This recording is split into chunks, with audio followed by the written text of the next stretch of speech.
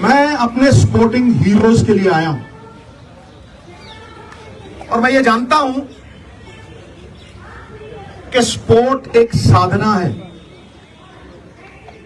140 करोड़ में जब कोई महिला अकेली मेडल जीतती है तो वो एक तपस्वी है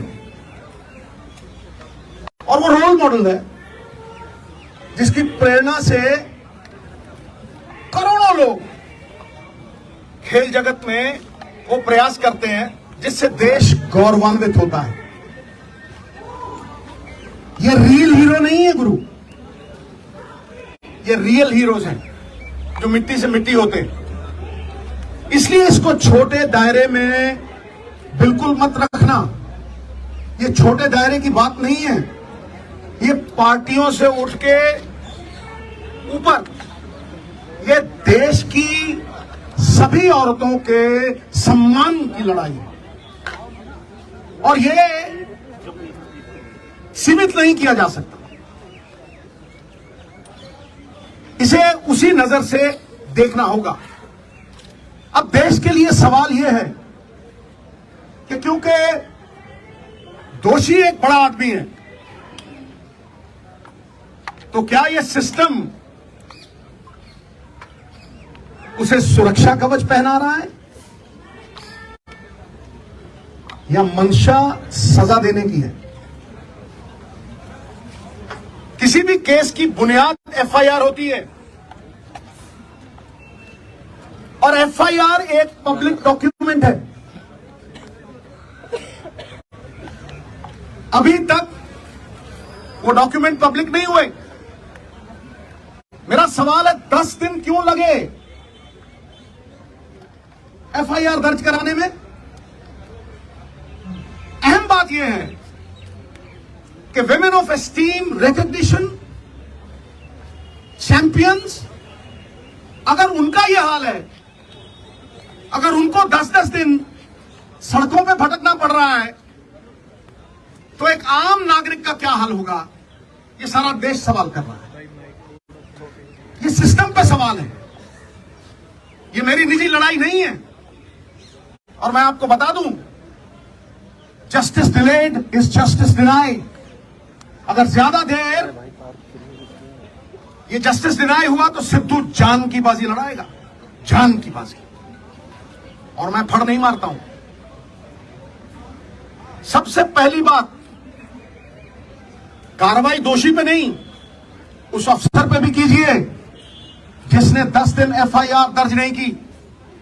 Lalita Kumari versus the state of UP, it is mandatory to register the FIR once a cognizable offense is deciphered.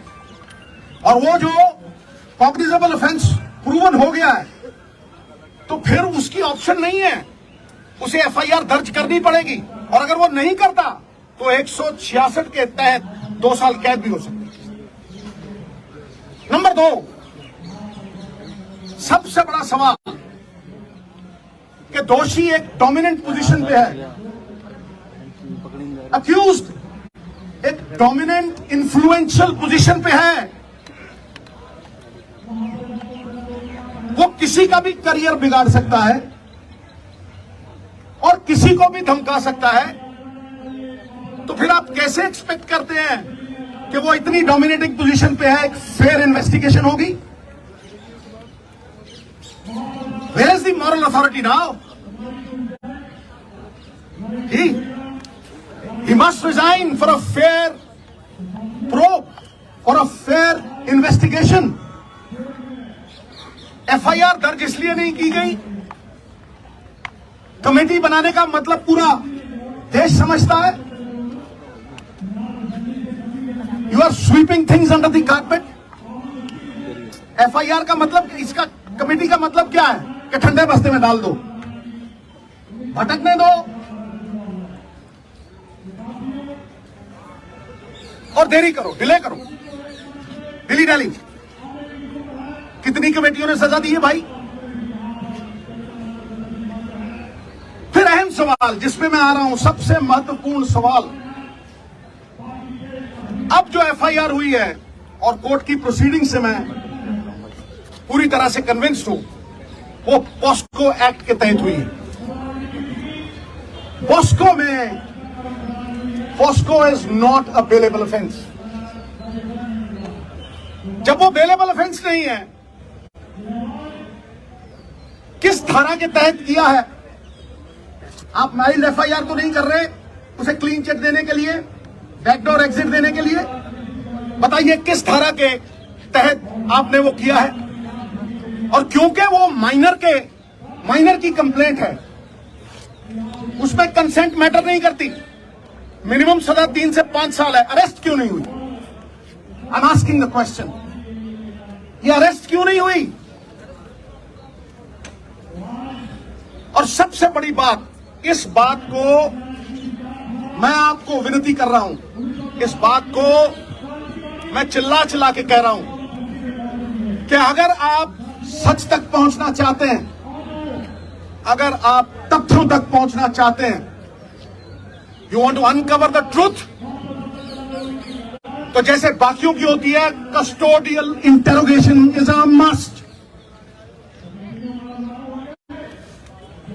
पकड़ो जैसे होता है, अरेस्ट करो और कस्टोडियल इंटेरोगेशन, वरना it is a meaningless exercise, फिर उसका कोई फायदा नहीं है।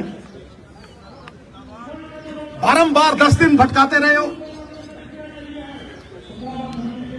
इतने बड़े बड़े लोग हैं, तालीम का जोर इतना, तहजीब का शोर इतना, अरे बरकत क्यों नहीं होती? तुम्हारी नीयत में खराबी है, तुम्हारी नीयत में खराबी है।